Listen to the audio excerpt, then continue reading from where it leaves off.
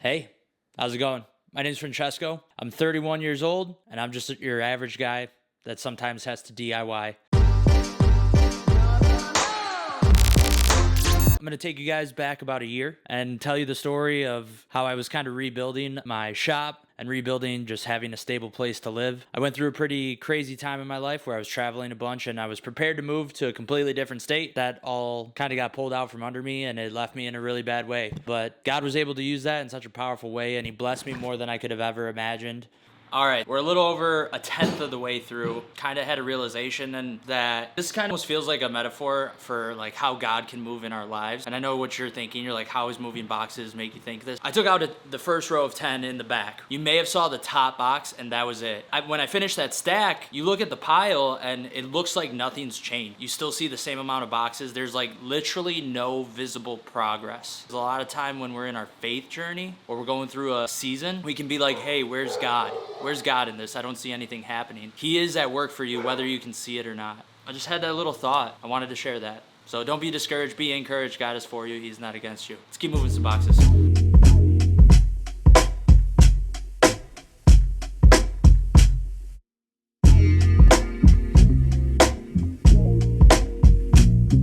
Hey, man.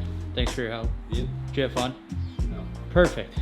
So the ultimate feng shui setup is here. We got 40 boxes of flooring to be our brand new chairs for the dining room set. Let's go to the basement feng shui, and the other 60 boxes are just chilling right there. The space is cleared out now. We gotta go get a truck and we gotta go get everything we're gonna need to make a new workshop. You know, it's funny, when I was thinking about this project, I thought it was going to be so easy and straightforward, just setting up the shop, and I overlooked all of the prep work that goes into it. We had a big order from Home Depot come in. We had to move all the flooring, get the fans out of the way, make an organized mess of all of my tools so that way there was pathways to walk, taking down doors just to make things a little more convenient. It's all those little steps that you forget that tend to make you the most frustrated. Looking back, I just kind of laugh because I think, yeah, there was a lot more to this project than I kind of gave it credit.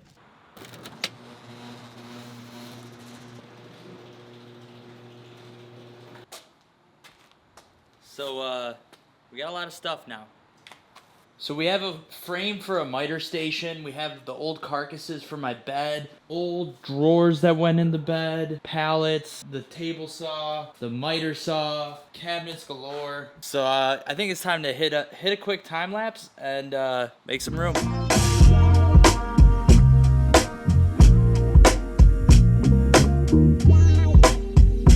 So after about 10 minutes, we have everything out of the way. My main goal was to get this left side of the garage clear. That way we have a good blank canvas to work with. I also got the fridge down. We're gonna be deconstructing this wall as well. And my plan is to use this Craftsman table and actually move it over here. And then we're gonna have this huge wall nice and blank. So that way we can start working with the carcasses in order to make a brand new miter station.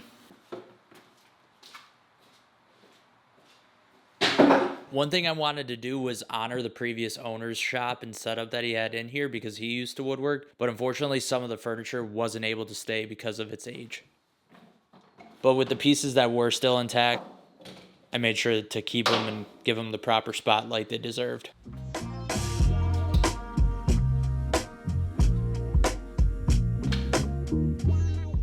You know, I know this doesn't look impressive. This is obviously nowhere near the final product. And this probably won't be the only rendition I ever have for this setup, but it's just really cool. And it's like kind of finally hitting me. It's finally becoming real where I realize like I have my own place again. I have somewhere I can be creative. It feels so good. You know, it doesn't matter how awful this looks to other people or just how I know it's not the end goal for what I want this space to look like, but I'm just really grateful to God. All right, let's keep working.